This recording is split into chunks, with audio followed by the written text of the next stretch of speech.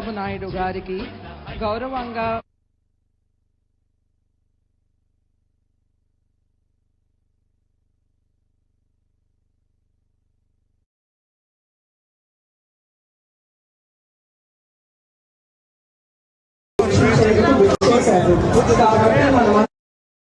అమరావతిలోని కట్టడాలు వీటి స్థితిగతులను వీక్షించేందుకు విచ్చేశారు. కాబట్టి మనమంతా మన ప్రియతమ ముఖ్యమంత్రి గారికి కరతాళ ధ్వనులతో సభా ప్రాంగణానికి ఆహ్వానిద్దాం.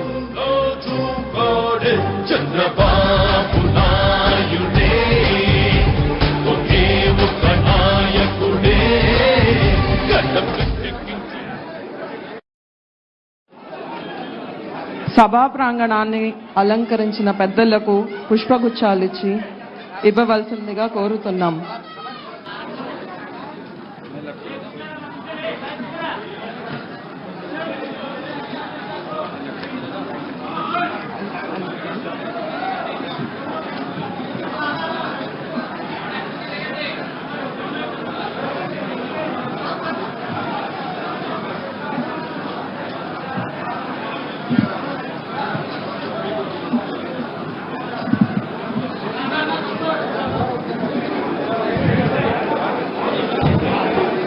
గౌరవ మంత్రివర్యులకు పుష్పగుచ్చాన్ని ఇవ్వవలసిందిగా కోరుతున్నాం.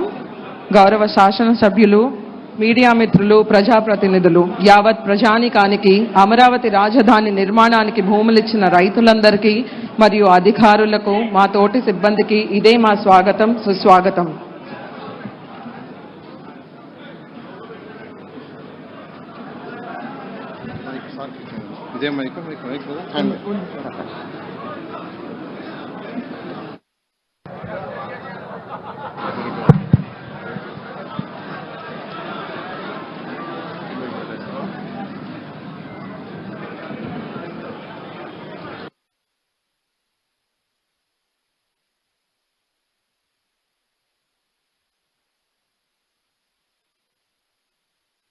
మీకు ఇది బెటరా అది బెటరా?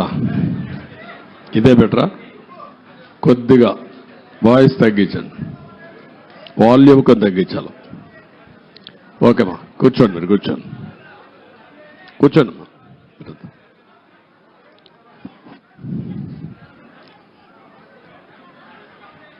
సైలెన్స్, ఇంకొంచెం వాల్యూమ్. కూర్చోవాలమ్మా, మీరంతా వెనకాల కూర్చోవాలి. ఇది మనం పెట్టుకున్న ప్రెస్ కాన్ఫరెన్స్ ఇక్కడ ప్రెస్ కోసం పెట్టాం. రాష్ట్ర ప్రజలందరికీ కూడా అర్థం కావాల్సిన అవసరం ఉంది. దయచేసి సైలెన్స్. బ్యాక్ ఉండే వాళ్ళందరూ నిశ్శబ్దంగా ఉండాలి. మీడియా అందరికీ నా నమస్కారాలు. ఇక్కడికి విచ్చేసిన సిఆర్డీఏ పరిధిలో ఉండే అమరావతి రైతాంగానికి మనస్ఫూర్తిగా నమస్కారాలు. ఇది ఆఫ్ చేయండి, ఎక్కువ షేక్ వస్తా ఉంది ఎన్ని టీవీ.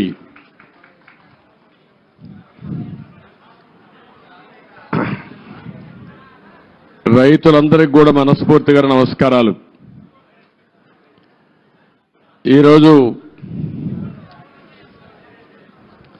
మీరందరూ కూడా చాలా రోజులుగా ఆందోళన చేస్తున్నారు.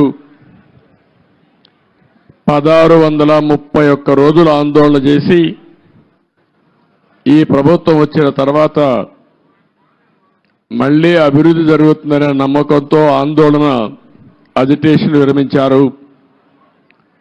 ఇది ప్రపంచంలో ఒక చరిత్ర. ఒక రాజధాని కోసం, అమరావతి కోసం అభినందనలు. మీ చొరవ, మీరు పోరాడిన విధానం చూస్తే ఇది భావితరాలకు కూడా ఒక ఆదర్శంగా నిలిచిపోతుంది. అయితే ఈరోజు నేను ఇక్కడికి వచ్చినప్పుడు అమరావతి అనగానే ప్రపంచమంతా కూడా గుర్తించే పరిస్థితికి వచ్చారు. అయితే ఈరోజు ఒక్క విషయం ఎక్కువంటే అందుకు గుర్తుపెట్టుకోవాల్సిన, ఆంధ్రప్రదేశ్ అంటే ఏపీ. ఏపీ అంటే ఒక పక్క అమరావతి, ఒక పక్క పోలవరం. అమరావతి మనందరికీ ఒక చిరునామా, ఒక ప్రజా రాజధానిగా 5 కోట్ల ప్రజానీకానికి ఒక దశ దిశ నిర్దేశించే రాజధానిగా, మన పిల్లల భవిష్యత్తును తీర్చిదిద్దే రాజధానిగా, ఎవరైనా ఏదైనా చిన్న పనులు చేసుకోవాలంటే ఏ చెన్నైకో బెంగళూరుకో హైదరాబాదుకో పాసి పనులు కూడా పోకుండా గర్వంగా నాకు ఒక రాజధాని ఉంది, ఇక్కడ పని చేసుకోగలుగుతానని చెప్పడానికి నిర్మాణం చేపట్టినటువంటి రాజధాని ఇది. అలాంటి రాజధాని ఈరోజు మనం చూస్తే అతలాకుతలం చేశారు. ఆ డీటెయిల్స్ కూడా నేను వస్తాను. అదే సమయంలో పోలవరం దక్షిణ భారతదేశంలో ఎక్కువ నీళ్లుండే నది గోదావరి నది. పోలవరం పూర్తి చేస్తే నదుల అనుసంధానం జరిగితే రాష్ట్రంలో ప్రతి ఒక్క ఎకరాకు నీళ్లు ఇచ్చే అవకాశం ఉంటుంది. ఈ రెండు కూడా మనం ఒక్కసారి ఆలోచించుకున్నప్పుడు రాష్ట్ర విభజన జరిగింది. హేతుబద్ధత లేదని పోరాడాం. అన్యాయం జరిగిందని అందరం కూడా గట్టిగా నిలదీసే పరిస్థితికి వచ్చాం. ఆ సందర్భంలో ఒక ఆర్థిక నగరమైనటువంటి హైదరాబాద్ నగరం తెలంగాణ రాష్ట్రానికి వెళ్తుంది కాబట్టి మళ్లీ ఇక్కడ ఒక నగరం కట్టుకోవాలంటే దీనికి తోడ్పాటు ఇస్తామని, ఇంకొక పక్క పోలవరాన్ని పూర్తి చేస్తే ఈ రాష్ట్రానికి కొంతవరకు వెసులుబాటు వస్తుందనే ఉద్దేశంతోనే ఈ రెంటికి కూడా విభజన చట్టంలోనే ప్రత్యేకంగా మెన్షన్ చేస్తూ ఒక పక్క పోలవరాన్ని జాతీయ ప్రాజెక్టుగా, అమరావతికి ఆర్థిక సహాయం చేయడానికి ముందుకొచ్చారు. అయితే ఈరోజు మనం చూస్తా ఉంటే రెండు కూడా ఈరోజు రాష్ట్రంలో ఉండే 5 కోట్ల ప్రజలను ఓటే నేను కోరుతున్నా. ఈరోజు ఏదైతే మాకు ఓట్లు వేశారు ఇది ఒక హిస్టారికల్ విక్టరీ. చరిత్రలో నేను 45 సంవత్సరాలుగా చూశాను కానీ ఆంధ్రప్రదేశ్ రాష్ట్రం ఏర్పడిన తర్వాత భారతదేశ చరిత్రలో కూడా ఇంత పెద్ద విక్టరీ ఎప్పుడూ రాలేదు. ఒక్క మాటలో చెప్పాలంటే వన్ సైడెడ్ గా ఇలాంటి ముఖ్యమంత్రి పనికి రాడు, ఇతను అవసరం లేదని తీర్పిచ్చి బ్రహ్మాండంగా ప్రజలు ముందుకొచ్చారు. 95,000 మెజారిటీ ఒక నియోజకవర్గంలో 11 సీట్లు కూడా రాలా వీళ్లకు. అంటే దీన్ని బట్టి అర్థమవుతుంది ప్రజలు ఎంత వ్యతిరేకంగా ఉన్నారో. దుష్ట పరిపాలన అనడానికి దీనికంటే వేరే తార్కాణం అవసరం లేదు. కానీ మమ్మల్ని గెలిపించారు. అంతటితోనే రాష్ట్రంలో ఉండే ప్రజల యొక్క బాధ్యత అయిపోలేదు. ఆ విషయం నేను గుర్తు చేయదలుచుకున్నాను. అనునిత్యం మీరు ఆలోచించాల్సిన అవసరం ఉంది.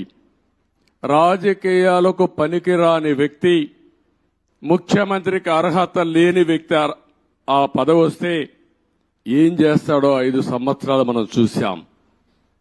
ఈరోజు పోలవరం గాని అమరావతి గాని వ్యక్తిగత సంపద కాదు. ఏ ఒక్క వ్యక్తికో, ఏ ఒక్క వర్గానికో, ఏ ఒక్క ప్రాంతానికో పరిమితమైంది కాదు. కానీ ఇది ఒక సంపద కేంద్రం. ఒక సంపద సృష్టిస్తే అది సమాజానికి పనికొస్తుంది. అదే సమయంలో వ్యక్తులు బాగుపడతారు, ప్రభుత్వానికి ఆదాయం పెరుగుతుంది. ప్రభుత్వ ఆదాయం పెరిగితే సంక్షేమ కార్యక్రమాలు చేసేందుకు అవకాశం ఉంటుంది. అదే మరి ప్రజలందరినీ సాధికార వైపు ముందుకు తీసుకుపోయే అవకాశం ఉంటుంది. రెండోది పోలవరం గాని పూర్తి చేసుంటే అది కూడా గవర్నమెంట్ డబ్బులు, అవి సెంట్రల్ గవర్నమెంట్ డబ్బులు. దాన్ని పూర్తి చేస్తే మనం గాని కొంత నదుల అనుసంధానం చేసుకుంటే రాష్ట్రంలో ప్రతి ఒక్క ఎకరాకు నీళ్లు ఇవ్వగలిగితే రాయలసీమ రాళ్లసీమ కాదు రతనాల సీమగా తయారు చేసే అవకాశం వస్తుంది. హార్టికల్చర్కు ప్రాధాన్యత ఇచ్చే అవకాశాలుంటాయి. మొన్నే పోలవరం పోయొచ్చాను. నా ఆవేదన చెప్పాను. కొన్ని వందల సార్లు వర్చువల్ రివ్యూ చేశాను. ఇంకొక పక్క నేరుగా ఫిజికల్ గా 40, 41 సార్లు వెళ్ళాను. కానీ ఈరోజు పోలవరాన్ని గోదావరిలో కలిపేసే పరిస్థితికి వచ్చారు. ఈరోజు ఏం చేయాలని అర్థం కాని పరిస్థితి. ఏం చేయాలన్న 4-5 సంవత్సరాలు ఖర్చులు కూడా డబుల్ అయిపోయే పరిస్థితికి వచ్చింది. ఒక వ్యక్తి యొక్క మూర్ఖత్వం వల్ల, ఒక పోలవరం వల్ల రాష్ట్రానికి ఒక వరంగా ఉండవలసిన పోలవరం ఈరోజు ఒక శాపంగా మారిపోయే పరిస్థితి వచ్చింది. అది నేను మొన్నే మాట్లాడాను, మళ్ళీ నేను మాట్లాడతాను. ఈరోజు అమరావతికి వస్తే మొట్టమొదటిసారిగా మీరు చూశారు, నేను నేరుగా ప్రజావేదిక దగ్గర వెళ్ళాను. ఎవరైనా ముఖ్యమంత్రి అయితే జరిగేదంతా కూడా ఒక మంచి కార్యక్రమంతో ప్రజల్ని మెప్పు తెచ్చుకోవడం కోసం పనిచేస్తారు. ప్రజావేదిక కూల్చి అక్కడి నుంచి పరిపాలన ప్రారంభించాడు. అక్కడి నుంచి నేను నేరుగా వచ్చాను. ఏదైతే ఆనాడు ప్రధానమంత్రి నరేంద్ర మోడీ గారు అమరావతికి ఫౌండేషన్ వేశారు, అక్కడ మీరు చూస్తే ఒక బాధ, ఆవేదన. 1631 రోజులు మీరు ఆందోళన చేయడం ఒక ఎత్తైతే, ఈ రాజధాని ప్రారంభించినప్పుడు రాష్ట్రంలో ఉండే ప్రతి ఒక్క గ్రామం, ప్రతి ఒక్క వార్డు నుంచి పవిత్రమైన మట్టిని, పవిత్రమైన జలాల్ని, అక్కడుండే దేవాలయాలు గాని, మసీదులు గాని, చర్చిలు గాని, ప్రార్థనాలయాల్లో ప్రార్థనలు చేసి అందరి దేవుళ్ళ యొక్క ఆశీర్వాదాలు తీసుకొని పవిత్రమైన ఆ మట్టిని ఇక్కడికి తీసుకొచ్చారు. దేశంలో ఉండే అన్ని దేవాలయాలు, ప్రపంచంలో ఉండే అన్ని ప్రార్థనాలయాలు, అన్ని దిక్కల్లా ప్రార్థనలు చేశాం.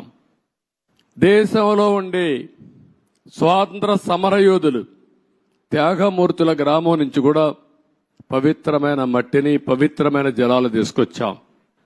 సాక్షాత్తు ప్రధానమంత్రి గారు పార్లమెంట్ దగ్గర మట్టిని, పార్లమెంట్ సాక్షిగా సంఘీభావాన్ని తెలియజేయడానికి యమునా జలాలు తీసుకొచ్చి వారు కూడా సంఘీభావాన్ని తెలియజేశారు. నాకు అనిపిస్తుంది ఆ మహిమే ఈ రోజు మనల్ని కాపాడిందని.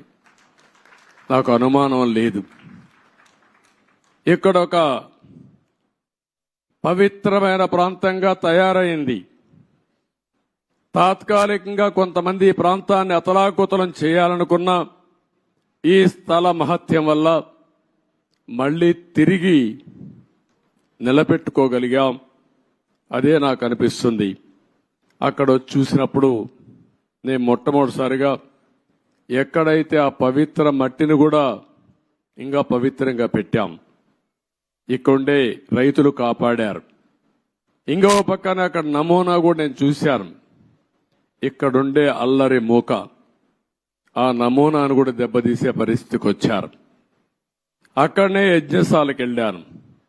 ఆ రోజు యజ్ఞం చేసి మనం ఇది చేస్తే 1631 రోజులుగా ఇక్కడుండే మహిళలు మళ్లీ యజ్ఞం చేస్తూనే ఆ మహిమను కాపాడారంటే ఆ మహిళలకు మనస్ఫూర్తిగా ధన్యవాదాలు, మనస్ఫూర్తిగా అభినందనలు. అలాంటి త్యాగం చేశారు. అక్కడి నుంచి నేరుగా ఒక్కసారి బిల్డింగుల దగ్గరికి వెళ్ళాను. 5 సంవత్సరాలు ఎక్కడ వేసిన మట్టి అక్కడే ఉంది. వీలైతే వీళ్ళు చేసిన పని విధ్వంసం చేశారు.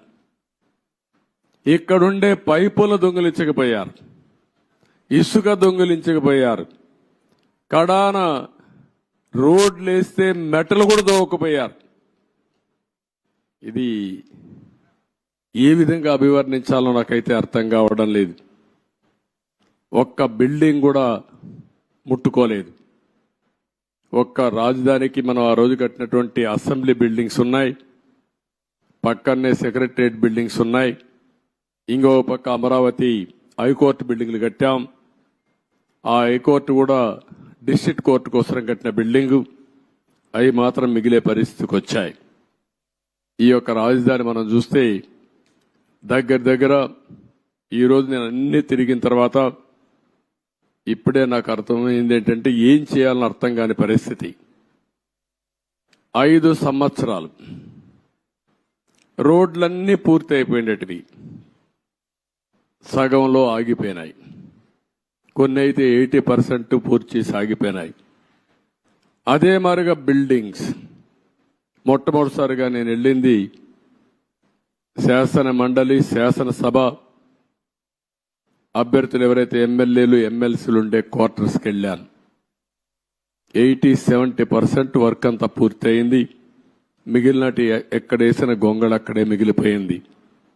ఆ తర్వాత పక్క నుండి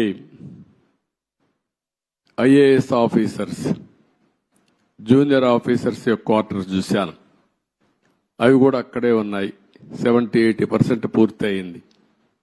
పక్క నుండి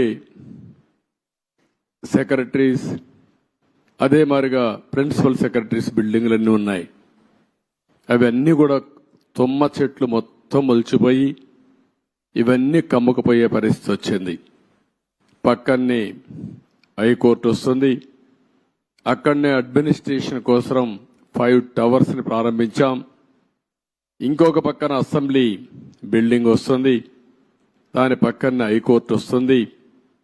అక్కడనే జడ్జెస్ బంగ్లాలు వస్తాయి, పక్కనే ఎమ్మెల్యేలు మినిస్టర్స్ బంగ్లాలు వస్తాయి. దాని తర్వాత గెజిటెడ్ ఆఫీసర్స్ 1 గాని 2 గాని నాన్ గెజిటెడ్ ఆఫీసర్స్ యొక్క క్వార్టర్స్ వస్తాయి. ఇవన్నీ కూడా ఎక్కడికక్కడ నిలిచిపోయినాయి. రోడ్లు కూడా అధ్వానంగా ఉన్నాయి. చాలా బాధాకరమైన సిచ్యువేషన్. రాష్ట్రంలో ఉండే ప్రజలందరూ అర్థం చేసుకోవాల్సింది, ఈ విధంగా ఉండవలసిన రాజధాని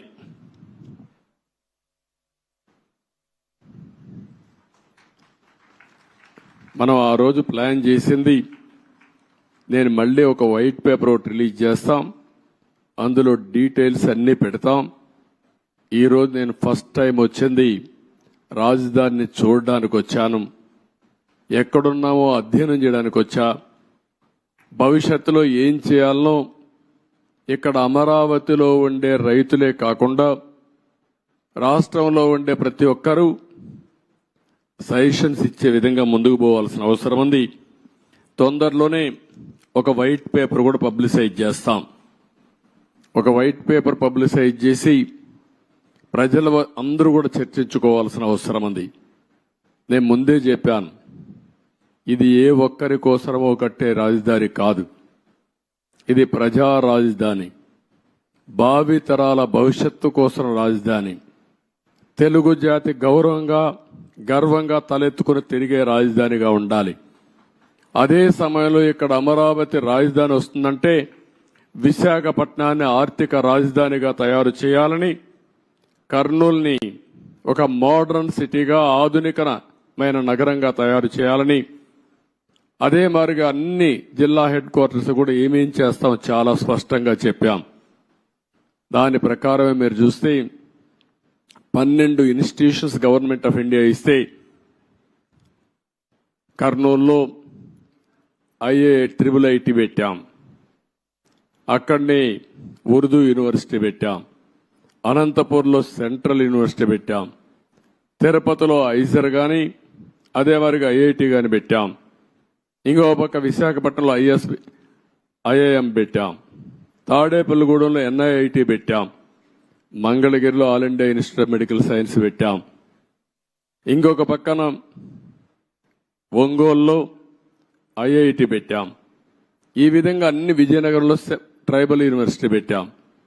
అన్ని ప్రాంతాల అభివృద్ధి కోసం, సమగ్ర అభివృద్ధి కోసం ఆ రోజే చాలా స్పష్టమైన విధానాన్ని ప్రకటించాం. ఈ రోజు మనం చూస్తే ఏది జరిగే పరిస్థితి లేకుండా పోయింది. నేను అందుకనే ఈరోజు డీటెయిల్స్ పోవడం లేదు, బ్రాడ్గా మీ అందరికీ ఒక ఐడియా ఇస్తున్నాను. డీటెయిల్స్ అన్ని కూడా వైట్ పేపర్లో వస్తాయి. అయితే బాధ ఏంటంటే ఈ రాజధాని పైన బురజల్లే ప్రయత్నం చేశారు, నిత్యం విష ప్రచారం చేశారు, అమరావతిని బ్రాండ్ దెబ్బతీయడానికి ప్రయత్నం చేశారు. శివరామకృష్ణ కమిటీ చాలా స్పష్టంగా సెంట్రల్ ప్లేస్ లో ఎక్కడైనా పెట్టండి అని చెప్పారు. అంటే ఇది 12 పార్లమెంట్లు ఒక పక్క వస్తాయి, ఇంకొక పక్క 12 పార్లమెంట్లు వస్తాయి. గుంటూరు సెంట్రల్లో ఉంటుంది. ఎలిమెంటరీ స్కూల్ చదివే పిల్లవాడిని చెప్పినా ఎక్కడ మీ రాజధాని ఉండాలంటే ఈ ప్రాంతమని మ్యాప్లో చూపించే విధానం ఇది. అందుకే అమరావతిని పెడితే దానిపైన మాట్లాడారు. ఇంకొక పక్కన మీరందరూ చూస్తే చాలా వరకు ఇన్సైడర్ ట్రేడింగ్ అన్నారు. ఇంకొక పక్కన స్విచ్ ఛాలెంజ్ని అవహేళన చేశారు. విషయం చెప్పి సింగపూర్ లాంటి కన్సార్టియంని తరిమేసే పరిస్థితికి వచ్చారు. One of the best Norman faster అనే కన్సల్టెంట్ని లేకుండా పంపించేసే పరిస్థితికి వచ్చారు. 3 రాజధానులు అన్నారు, 3 ముక్కలాట ఆడారు. కడాన 5 సంవత్సరాల తర్వాత 10 సంవత్సరాల తర్వాత మీ రాజధాని ఏదంటే చెప్పుకోలేని పరిస్థితి, దుస్థితిలో మనం నెట్టేసే పరిస్థితికి వచ్చారు. డబ్బులు ఎక్కడున్నాయన్నారు. ఆ రోజు కూడా ఇక్కడుండే రైతాంగం యొక్క స్ఫూర్తిని మీరు చూస్తే దగ్గర రైతులు ఇచ్చిన భూమే కాకుండా ఇక్కడుండే గవర్నమెంట్ భూములు అన్ని కలుపుకుంటే 55,000 ఎకరాలు సేకరించింది ఆనాటి ప్రభుత్వం. దగ్గర 29,000 మంది రైతులు ఒక్కరు కూడా కోర్టుకు పోకుండా స్వచ్ఛందంగా ముందుకొచ్చి మేము రాజధానికి ఇస్తాం, మాకు ఒక ప్యాకేజ్ ఇమ్మని ముందుకొచ్చారంటే ప్రపంచానికి ఆదర్శం ఇది. ఒక ల్యాండ్ కొనాలంటే, లేకుంటే ఒక చిన్న ఇరిగేషన్ ప్రాజెక్ట్ కట్టాలన్నా, లేకుంటే ఒక మంచి పనికి ఒక దేవాలయం కట్టాలన్నా భూమి ఇవ్వని ఈ రోజుల్లో ఇక్కడుండే రైతాంగం ముందుకొచ్చి స్వచ్ఛందంగా భూమి ఇస్తే దానికి ఎన్ని అపవాదులు వేయాలని అపవాదులు వేశారు. ఇక్కడుండే రైతాంగాన్ని ఎన్ని ఇబ్బందులు పెట్టాలని ఇబ్బందులు పెట్టారు. ఇంకొక పక్కన ఇక్కడుండే కామన్ ఇన్ఫ్రాస్ట్రక్చర్ అంతటికి ఉపయోగించుకుని రోడ్లు కానీ, గవర్నమెంట్ బిల్డింగ్లు కానీ, పబ్లిక్ పర్పసెస్ కానీ అన్నిటికీ ఉపయోగించుకున్న తర్వాత కొంత భూమి మిగులుతుంది. దాన్ని అమ్మితే ఇక్కడ రాజధాని కట్టుకునే అవకాశం వస్తుంది. దానికి కూడా ఎన్ని చేయాలని చేసే పరిస్థితికి వచ్చారు. నేను మొట్టమొదటి నుంచి కూడా చెప్పాను, సెల్ఫ్ ఫైనాన్సింగ్ ప్రాజెక్ట్ అని. ఇక్కడొచ్చే ఆదాయమే ఈ అమరావతి నిర్మాణానికి సరిపోతుంది. ఎప్పటికప్పుడు కన్స్ట్రక్షన్ కానీ, అదే మాదిరిగా ఆర్థిక కార్యక్రమాలు ఇక్కడ జరిగితే దానివల్ల ప్రభుత్వానికి ఆదాయం వస్తుంది. ఆ ఆదాయంతో సంక్షేమ కార్యక్రమాలు పెద్ద ఎత్తున చేసుకునే వెసులుబాటు వస్తుందని కూడా చెప్పాం. ఏది చెప్పినా ఒక దురుద్దేశంతో పెట్టుకుని ఈ రాజధానిని పూర్తిగా నిర్వీర్యం చేశారు, అపహాస్యం చేశారు, విధ్వంసం చేశారని చెప్పి కూడా నేను మీకు తెలియజేస్తున్నా. ఇది ఈరోజు నేను చూసిన బ్రాడ్గా ఉండే విషయాలు. మీడియా మొత్తం బిల్డింగ్స్ అన్ని చూశారు, బూజు పట్టిపోయినాయి, కొన్ని డోర్స్ అన్ని పోయినాయి, కొన్ని అయితే ఎరగొట్టారు, విధ్వంసం చేశారు. ఎన్ని యాంటీ సోషల్ ఎలిమెంట్స్ చేయాలనో అన్ని కార్యక్రమాలు. ఒక రైతులు ఎంత కాపాడాలనుకున్నా పోలీసులు ఏకపక్షంగా వీళ్ళ మీదనే కేసులు పెట్టారు. కాంట్రాక్టర్ల మెటీరియల్ ఇక్కడ పెడితే ఆ మెటీరియల్ దోచుకొని పోయే పరిస్థితికి వచ్చారు. అడిగితే వాళ్ళను కూడా కొట్టే పరిస్థితికి వచ్చారు. చాలా దారుణం, చాలా దౌర్జన్యం. ఏది ఏమైనా మళ్ళీ నేను ఇప్పుడే ఒక మాట చెప్పాను. ఒక పక్కన ప్రజలతో చర్చిస్తూనే ఎంత నష్టం జరిగింది రాష్ట్రానికి ఆ విషయాలు చెప్తూనే, మొత్తం ఇక్కడ చూస్తే బ్రహ్మాండమైన బిల్డింగ్స్తో ఎక్కడికో ఎళ్లవలసిన ఈ రాజధాని ఈ తొమ్మంతా పెరిగిపోయి ఎక్కడికక్కడ బిల్డింగ్ వేసిన ఫౌండేషన్ కానీ, కొంత కన్స్ట్రక్షన్ కానీ కమ్మేసే పరిస్థితికి వచ్చింది. ముందు ఒక మాట చెప్పాను, ఒక టెండర్ పిలిచి రాజధాని మొత్తం ఈ తుమ్మ చెట్లన్నీ తీయండి, కనీసం ఒక క్లారిటీ వస్తుంది, ఒక విజిబిలిటీ వస్తుంది. అంత లోపల మనం అంతా కూడా ప్రజలతో చర్చించిన తర్వాత ఏం చేయాలో అవి కూడా ఆలోచిస్తాం. ఒక దుర్మార్గమైన వ్యక్తి చేసే విధ్వంసానికి అమరావతి బలైపోయింది. రాష్ట్రానికి తీవ్రమైన నష్టం జరిగింది. ఆ విషయమే ప్రజలకు చెప్తూ మీరందరూ కూడా ఒక్కొక్కసారి రాగద్వేషాలకు అతీతంగా ఇప్పటికి కూడా 11 సీట్లే వీళ్ళు గెలిచారు, కొంతమంది ఓట్లు వేశారు. ఓట్లేసిన వ్యక్తులు కూడా మీరు ఒక్కసారి ఆలోచించుకోండి. ఇలాంటి వ్యక్తికి ఓటేయడం భావ్యమా?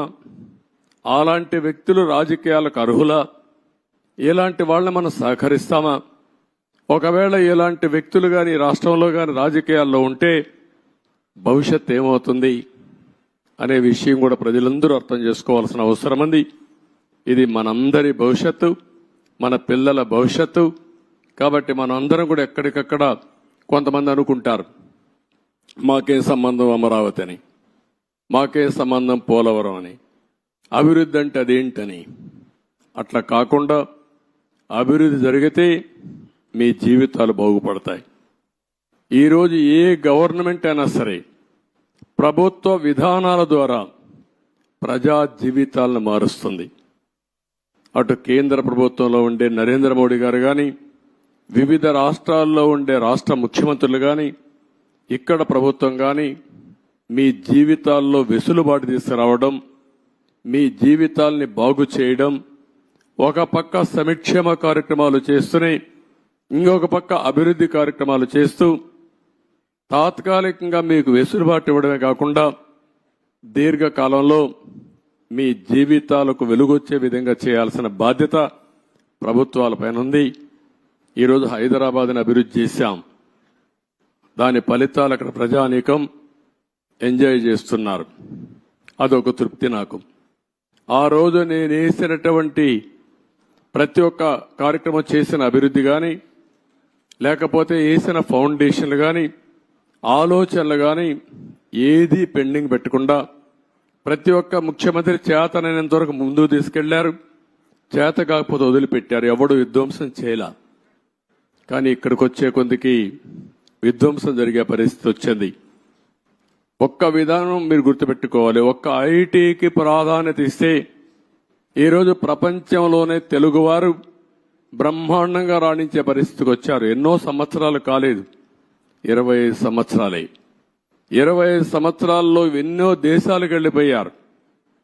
నన్ను అరెస్ట్ చేసినప్పుడు చూస్తే నా జీవితంలో ఎప్పుడూ మర్చిపోలేను. 70-80 దేశాల్లో నిరసన తెలియజేశారంటే ఆ దేశాల్లో వీళ్ళు ఉన్నారని ఆశ్చర్యం వేసే పరిస్థితికి వచ్చింది. నిన్న కూడా మీరు చూశారు ఎన్నికల్లో అందరూ కూడా ఉదయం 8 గంటలకు 7 గంటలకు వచ్చి రాత్రి 2 గంటల వరకు ఓట్లేశారు. బయట ప్రాంతాల్లో ఉండే చిన్న చిన్న పనులు చేసుకునేవాళ్ళు, ఇంటి పనులు చేసుకునేవాళ్ళు పని వదిలిపెట్టి వాళ్ళు భోజనం ప్యాకెట్ తీసుకొచ్చి నేరుగా ఓటేసి మళ్లీ వెళ్లారు వాళ్ళ ఖర్చులతో. ఎక్కడో అమెరికా, ఆస్ట్రేలియా లేకపోతే ప్రపంచంలో వేరే దేశాల్లో ఉంటే లక్షల రూపాయలు ఖర్చు పెట్టుకుని వచ్చి ఓటేసి వాళ్ళ బాధ్యత నిర్వహించారు. ఈ విషయం ప్రతి ఒక్కరూ గుర్తుపెట్టుకోవాల్సిన అవసరం ఉంది. ఓటేయడం మీ బాధ్యత అనుకొని ఈ 5 ఏళ్లు చేసిన విధ్వంసం చూసిన తర్వాత మళ్లీ మేం భరించలేమనే ఉద్దేశంతో మీరు ముందుకు వచ్చారు. కానీ ఈ రోజు నేను ఇక్కడుండే ప్రజానీకాన్ని కోరేది ఒకటే, అనునిత్యం మీరు ఆలోచించాల్సిన అవసరం ఉంది. మాకు కూడా మీరు ఒక స్ఫూర్తిని ఇవ్వాల్సిన అవసరం ఉంది. ఎక్కడికక్కడ గైడెన్స్ ఇస్తా ఉంటే, మాకు కూడా ఆలోచనలు ఇస్తా ఉంటే, మా ఆలోచనలు మీ యొక్క సమస్యలు రెండు కూడా జోడించుకుని మెరుగైన ప్రజా విధానాలకు రూపకల్పన చేస్తాం. దానివల్ల మీ జీవితాల్లో మంచి జరుగుతుంది. ఏ కార్యక్రమం చేసినా ప్రజల కోసం చేస్తాం కాబట్టి ప్రజలు ఇందులో భాగస్వాములు కావాల్సిన అవసరం ఉంది. అందుకే మొన్న పోలవరం పోయినప్పుడు కూడా చాలా స్పష్టంగా చెప్పాను. ఈరోజు అమరావతికి వచ్చినప్పుడు చాలా స్పష్టంగా చెప్తున్నా. అన్ని విషయాలు ఏమాత్రం అరమరకలు లేవు. మొత్తం మేము ముందర పెడతాం. మేము చేసే ప్రతి ఒక్క పని మీ యొక్క భవిష్యత్తు కోసం చేసే పని కాబట్టి మిమ్మల్ని అందరినీ భాగస్వాములు చేయడం మా ప్రధానమైన కర్తవ్యం ప్రజాస్వామ్యంలో. ఇది చేస్తూనే ఎప్పటికప్పుడు నిర్ణయాలు కూడా తీసుకుంటాం. ఎవరైతే తప్పుడు పనులు చేసి కడాన కంకర కూడా దొంగిలించారో అలాంటి వాళ్ళని క్షమించడం కరెక్ట్ కాదు. వీళ్ళకి అలవాటు అయిపోయింది. అవి చేయడంగానే కాకుండా మళ్లీ ఇక్కడ వాళ్ళ ఇష్ట ప్రకారం రౌడీజం చేయడం, అందరినీ బెదిరించడం, అడ్డం వస్తే కొట్టడం, ఇష్టానుసారంగా ప్రవర్తించడం అన్నీ జరిగాయి. అవన్నీ కూడా ఏ మాత్రం కూడా ఎవ్వడి ఆటలు ఎక్కడ సాగవు, జరగనీయం. అవసరమైతే నిర్మోహమాటంగా అణిచివేస్తాం తప్ప ఇష్టానుసారంగా మేమేం చేసినా జరుగుతుంది. రౌడీజం చేస్తాం, రాజకీయాన్ని అడ్డం పెట్టుకుంటామంటే మాత్రం అది జరగనీయకుండా చేస్తారని చెప్పి కూడా మీ అందరికీ హామీ ఇస్తూ మరొక్కసారి అందరికి కూడా ఇక్కడుండే రైతాంగానికి మనస్ఫూర్తిగా నమస్కారాలు. మిగిలిన అన్ని విషయాలు మాట్లాడతాను. మీకు ఏదైనా క్వశ్చన్స్ ఉంటే 1 or 2 media.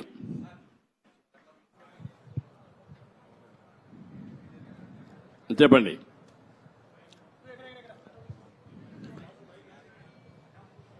Mic hello sir, 1 minute mic. Mic ఎవరే ఇక్కడ ఎవరికి ఇచ్చారు? సార్, గత ముఖ్యమంత్రి ఈ రాజధానిలో ఈ బిల్డింగ్స్ పరిశీలించుంటే ప్రజావేదికను కూల్చేసినట్టు ఇవి కూడా డిమాలిష్ చేసేవాడేమో సార్. అది దేవుడు కాపాడాడు. ఒక ఉన్మాది బారి నుంచి ఇంకా ఫర్దర్ గా కూల్చేయకుండా దేవుడే కాపాడాడు అమరావతిని. అందుకే నేను చెప్పాను, కొన్ని 16,000 గ్రామాల్లో పూజలు చేసి పవిత్రమైన మట్టిని, పవిత్రమైన జలాలను తీసుకొచ్చారు ఇక్కడికి. పార్లమెంటు సాక్షిగా ప్రధానమంత్రి తీసుకొచ్చాడు. మొత్తం ప్రార్థనాలయాలు దేశంలో విదేశాల్లో నుంచి తీసుకొచ్చాం. పవిత్రమైన వ్యక్తులు పుట్టిన జన్మస్థలం నుంచి కూడా, అంటే స్ఫూర్తిదాయకంగా ఫ్రీడమ్ ఫైటర్స్ అన్ని వాళ్లే కాపాడారు. కాబట్టి మీరు కూడా కష్టపడ్డారు, రైతులు పోరాడారు, దేవుళ్ళు సహకరించారు. సార్, 5 సంవత్సరాల నుంచి ఏదైతే నిర్లక్ష్యానికి వదిలేశారో ఈ దాదాపు 80-90% కంప్లీట్ అయింది. అవి ఎక్కడ కూడా చెక్కు చెదరలా, యాజ్ ఇట్ ఈస్ గా ఉంది. అంటే మన నిర్మాణం కానీ అంతా కూడా బాగానే ఉంది. అన్ని పూర్తి చేయడానికి దాని టైం బాండ్ పెట్టుకుంటారా? ఒక 3 years కానీ అలా పెట్టుకుని దానికి మీ సజెషన్ ఏంటి చెప్పండి. మిమ్మల్ని కూడా సజెషన్ సార్, అందరినీ సజెషన్ అడుగుతున్నాం. దాన్ని మీరు ఇచ్చే మంచి సూచనలు తీసుకొని ఆర్డర్ ఆఫ్ ప్రియారిటీ పెట్టి we will prepare action plan. Galla పెట్టి ఖాళీ అయిపోయింది, ట్రెజరీలో ఏమి లేదు, డబ్బులు లేదు, అప్పులు విపరీతంగా చేసేశారు. ఇవన్నీ వ్యూలో పెట్టుకొని ఏం చేయాలో స్టెప్ బై స్టెప్ వర్కౌట్ చేస్తాం. Mic media. Sir, what is going to be fate of Rushikonda Beach Palace? What's going to be? Will it be quoted as a monument of corruption? That's what you want. What is your suggestion? You give me idea. Sir, you are the CM, sir. నేను I am the CM. You are the citizen of. నువ్వు ఒక media responsibility ఉంది నీకు కూడా. నన్ను అడగడమే కాదు, నిన్ను కూడా చెప్పమంటున్నా. ఏం చేస్తే ఇలాంటి వాళ్ళని శాశ్వతంగా సమాజం నుంచి వెలేస్తామో అలాంటివి ఆలోచించాలి. మీరు ఒకటి ఆలోచించండి, ఇక్కడ డబ్బులు లేవు. 500 కోట్ల రూపాయలతో రిషికొండ కొండను కొట్టేసి రిషికొండ అంటే ఏంటి? ఋషులు అక్కడ తపస్సులు చేసిన ప్రాంతం అది. అలాంటి కొండని ఎప్పటి నుంచి కూడా మనం చూసి ఇప్పుడైతే ఆధునికమైన పనిముట్లు ఇవన్నీ వచ్చాయి, కానీ ఒకప్పుడు విశాఖపట్నానికి వచ్చామంటే ఈ ఓడలు గాని ఇవన్నీ ఋషికొండను చూసి గుర్తుపట్టి విశాఖపట్నం వచ్చామనే పరిస్థితి ఉండేది. అలాంటి పవిత్రమైన కొండని ఎన్విరాన్మెంట్లకి విఘాతం కలిగించే విధంగా కొట్టేశారంటే మనం గుర్తుపెట్టుకోవాలి. దాని కూడా అన్ని తప్పుడు ఇచ్చారు. అవన్నీ మళ్ళీ నేను మాట్లాడతాం. Sir, what about Prajavedika? You have visited Prajavedika and saw the debris there. Are you going to remove the debris and reconstruct the Prajavedika same place, or are you going to make it as a museum? ఏం చేయాలి నువ్వు చెప్పు. నువ్వు నిన్ను అడిగితే మీరంతా ఏంటంటే నన్ను క్వశ్చన్స్ అడుగుతున్నారు, నేను మిమ్మల్ని క్వశ్చన్స్ అడుగుతున్నా. ఇప్పుడు మీరు ఆన్సర్ చేయండి. నాకు ఏం చేస్తే బాగుంటుంది. ఇప్పుడు మా మిత్రుడు ఇచ్చాడు శ్రీనివాస్ ఒక మాట. అమరావతి ఉద్యమం 1631 రోజులు. 1 + 6 + 3 + 1 11 అన్ని అంకులు కలిపితే జగన్కు వచ్చిన సీట్లు 11. అంటే 2 సరిపోయినాయి. ఇదే దేవుడు రాసిన స్క్రిప్టు, ఇది దేవుడి స్క్రిప్టు. అక్కడికి చాలలేదు. ఈ 11 ఇవ్వడం కూడా కరెక్టా లేదా చర్చ జరగాల్సిన అవసరం ఉంది.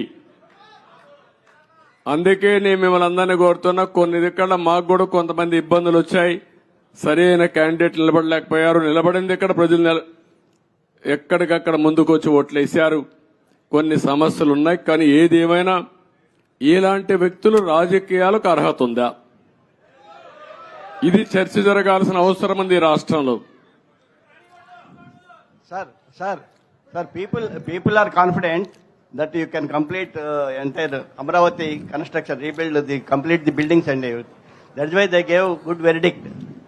They gave good verdict. Majority of the seats and 161 seats like that. Majority ఇస్తే అయిపోయింది వాడి పని, మీ పని అయిపోయిందా? Yes, sir. We are confident that you can build. No, complete them. You are confident. ఎట్లా బిల్డ్ చేయాలో కూడా ఆలోచనలు ఇవ్వండి అందరూ కూడా.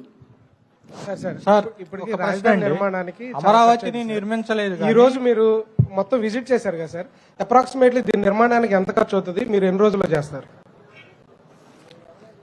ఇప్పుడు నిన్ను అడగాలి నేను క్వశ్చన్.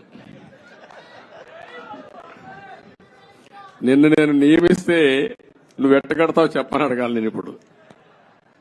కాబట్టి క్వశ్చన్ అడగడం చాలా ఈజీ, కానీ ఆలోచించి చెప్పడం చాలా కష్టం.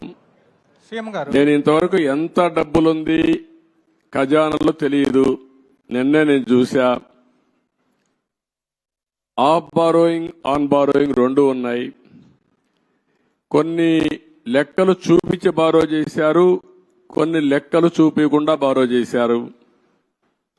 మద్యం కూడా రాబోయే రోజుల్లో వచ్చే ఆదాయాన్ని తాకట్టు పెట్టి బారో చేశారు.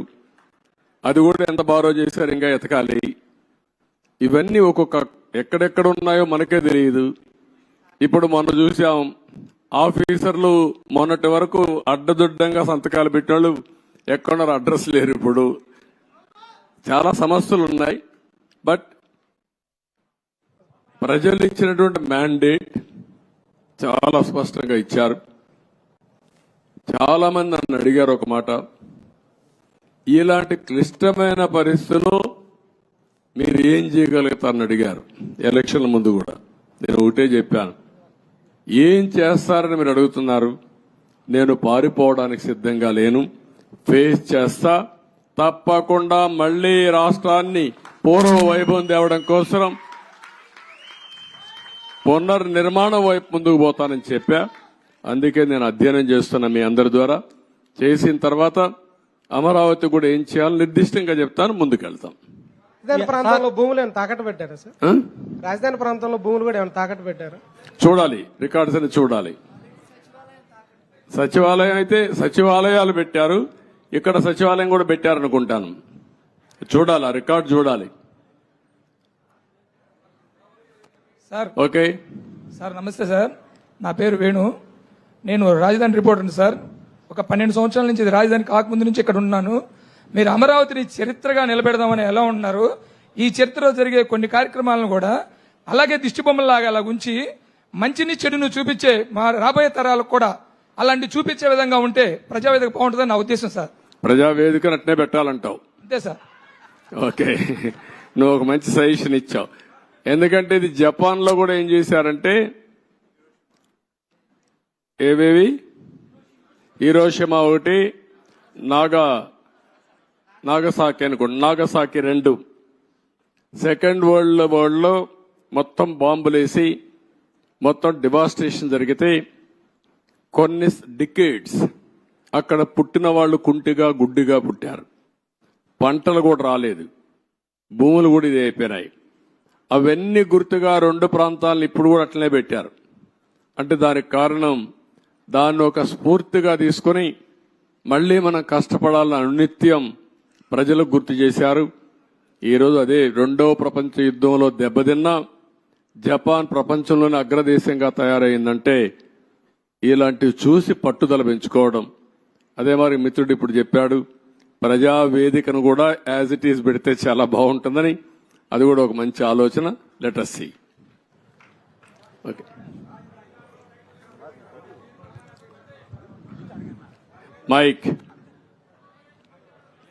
మైక్ ఒకసారి ఆయనకు. హలో.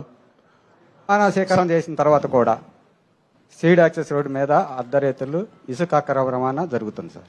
దాని మీద అంటే నేరాలు అలవాటైన వాళ్ళకి ఇంకా కూడా మారలేకపోతున్నారు.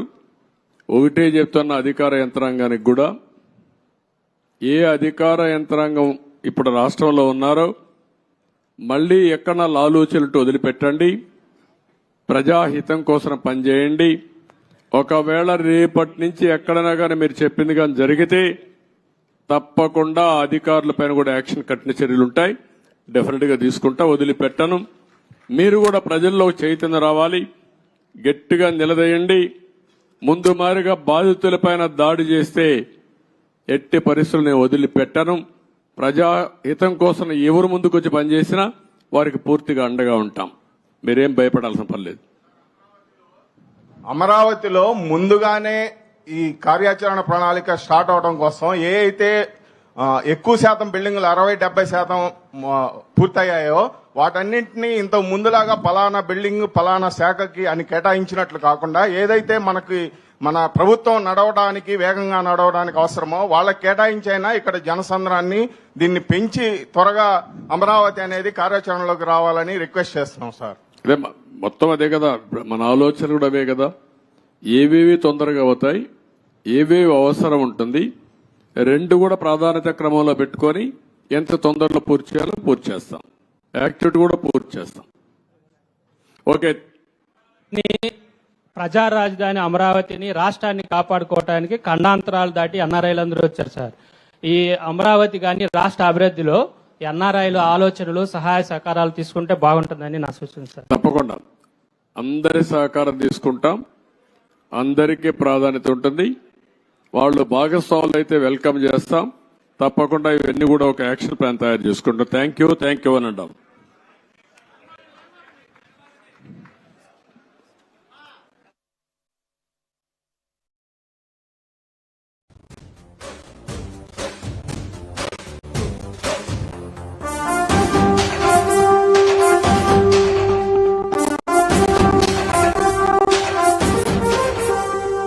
గట్టెక్కించే నాయకుడిప్పుడు ఒకటే ఒకటే ఒకటే, జాతికి ప్రగతిని తెచ్చే పాలకుడిప్పుడు అతడే అతడే అతడే.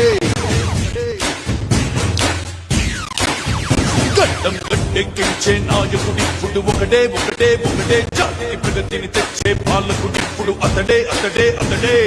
సూర్యునిలాగా చీకటి చేర్చి చంద్రునిలాగా వెన్నెలనిచ్చి అందరికీ అభివృద్ధిని తెస్తాడే.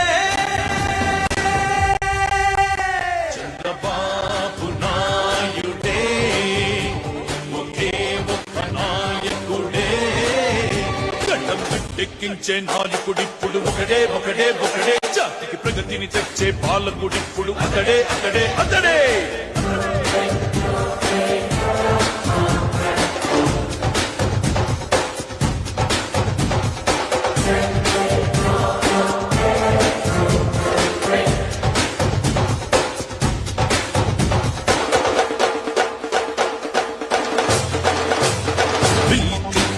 రప్పించి మెప్పించి ఏలిన A1 స్టేట్స్ మ్యాన్, అందరికి చేరువైన హైటెక్ ముఖ్యమంత్రి, పొలిటీషియన్స్ లో నా మిస్టర్ క్లీన్. దేశంలోని సీఎంలంతా దేశు చంద్రబాబు అంటే కేంద్రంలోని నేతలంతా అవార్డిచ్చి అభినందిస్తే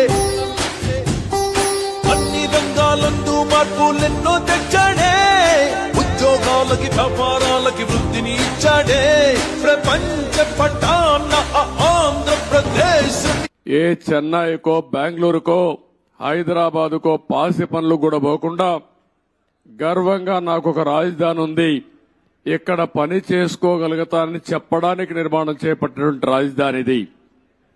అలాంటి రాజధాని ఈరోజు మనం చూస్తే అతలాకుతలం చేశారు. ఆ డీటెయిల్స్ కూడా నేను వస్తాను. అదే సమయంలో పోలవరం దక్షిణ భారతదేశంలో ఎక్కువ నీళ్లుండే నది గోదావరి నది. పోలవరం పూర్తి చేస్తే నదుల అనుసంధానం జరిగితే రాష్ట్రంలో ప్రతి ఒక్క ఎకరాకు నీళ్లు ఇచ్చే అవకాశం ఉంటుంది. ఈ రెండు కూడా మనం ఒక్కసారి ఆలోచించుకున్నప్పుడు రాష్ట్ర విభజన జరిగింది. హేతుబద్ధత లేదని పోరాడాం.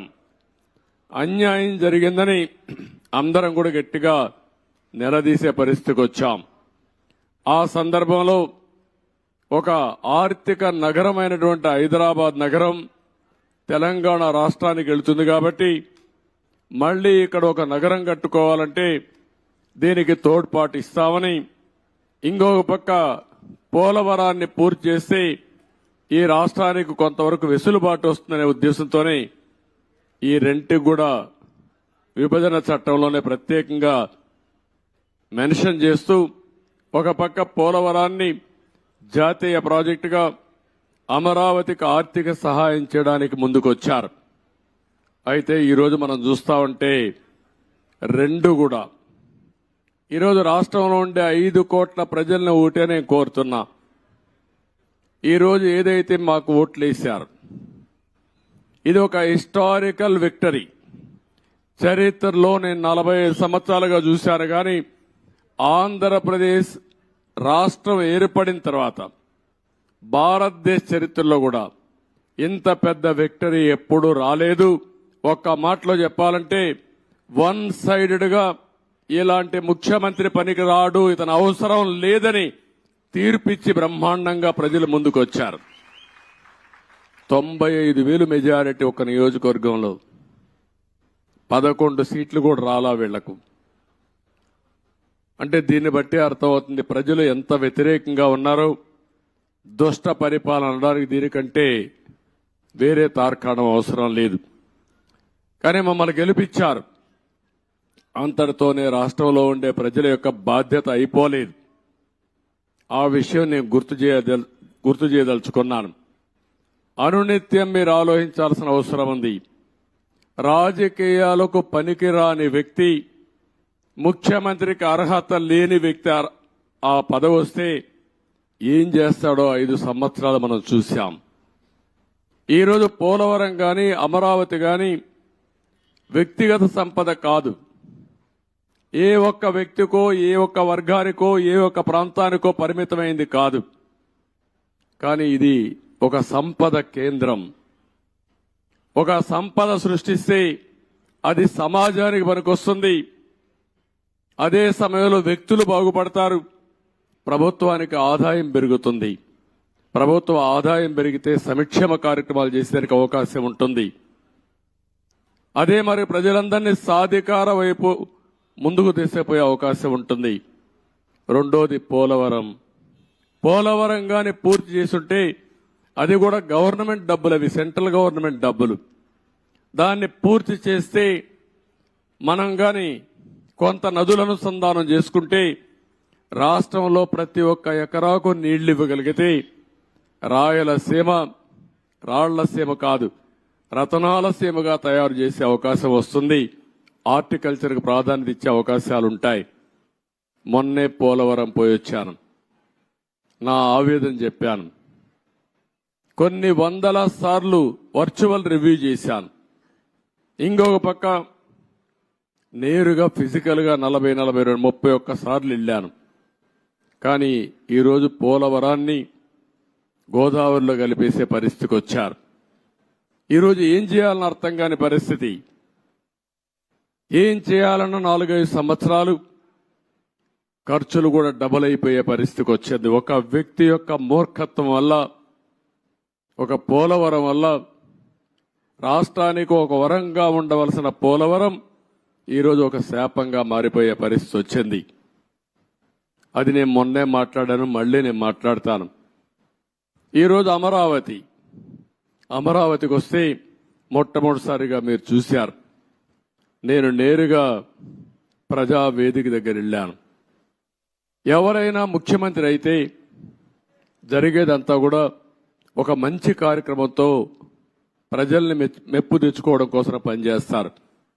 ప్రజావేదిక కూల్చి అక్కడి నుంచి పరిపాలన ప్రారంభించాడు. అక్కడి నుంచి నేను నేరుగా వచ్చాను.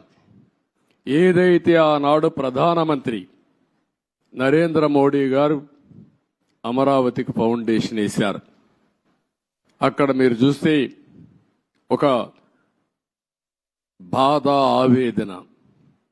1631 రోజులు మీరు ఆందోళన చేయడం ఒక ఎత్తైతే, ఈ రాజధాని ప్రారంభించినప్పుడు రాష్ట్రంలో ఉండే ప్రతి ఒక్క గ్రామం, ప్రతి ఒక్క వార్డు నుంచి పవిత్రమైన మట్టిని, పవిత్రమైన జలాల్ని, అక్కడుండే దేవాలయాలు గాని, మసీదులు గాని, చర్చిలు గాని, ప్రార్థనాలయాల్లో ప్రార్థనలు చేసి అందరి దేవుళ్ళ యొక్క ఆశీర్వాదాలు తీసుకొని పవిత్రమైన ఆ మట్టిని ఇక్కడికి తీసుకొచ్చారు.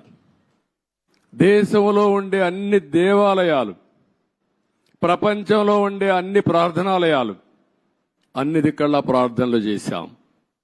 దేశంలో ఉండే స్వాతంత్ర సమరయోధులు, త్యాగమూర్తుల గ్రామం నుంచి కూడా పవిత్రమైన మట్టిని, పవిత్రమైన జలాలు తీసుకొచ్చాం.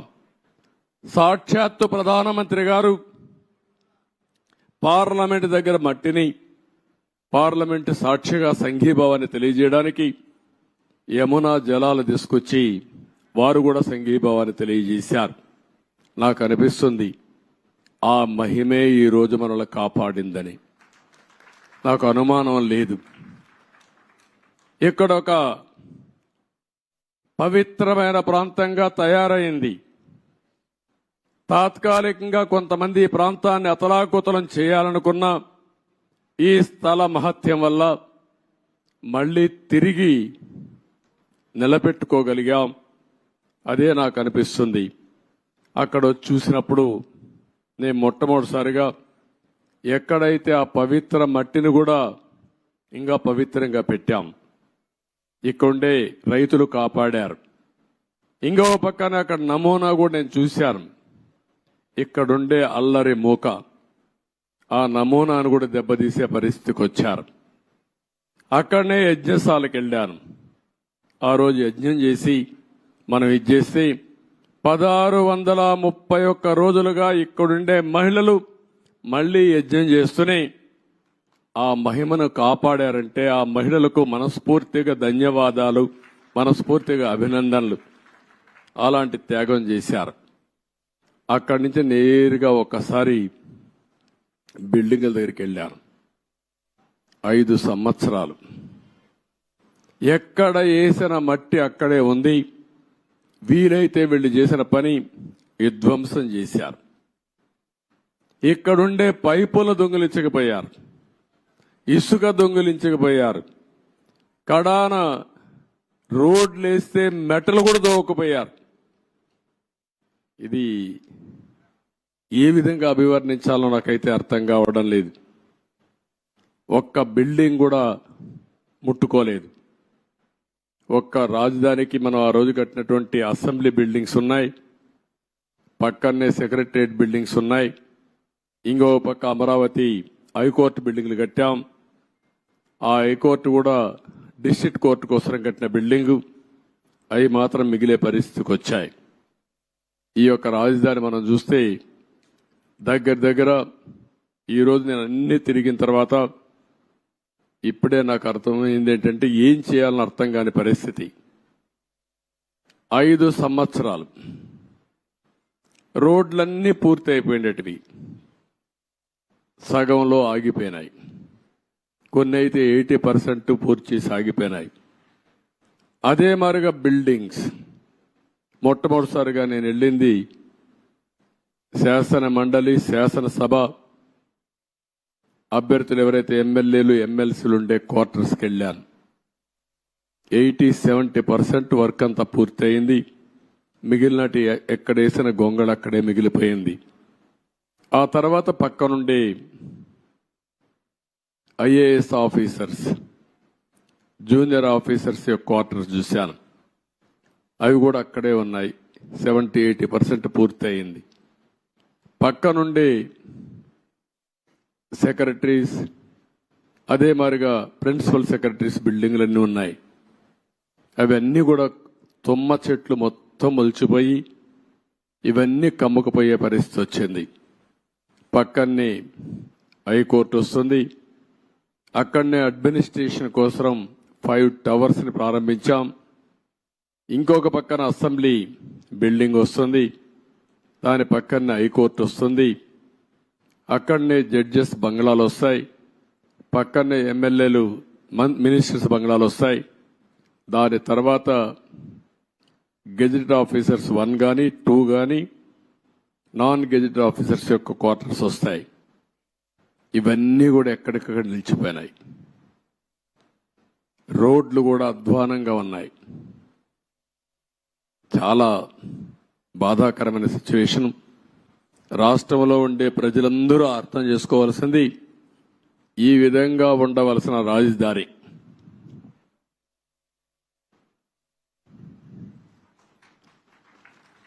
మనం ఆ రోజు ప్లాన్ చేసింది. నేను మళ్ళీ ఒక వైట్ పేపర్ ఒకటి రిలీజ్ చేస్తాం, అందులో డీటెయిల్స్ అన్నీ పెడతాం. ఈరోజు నేను ఫస్ట్ టైం వచ్చింది రాజధానిని చూడడానికి వచ్చాను.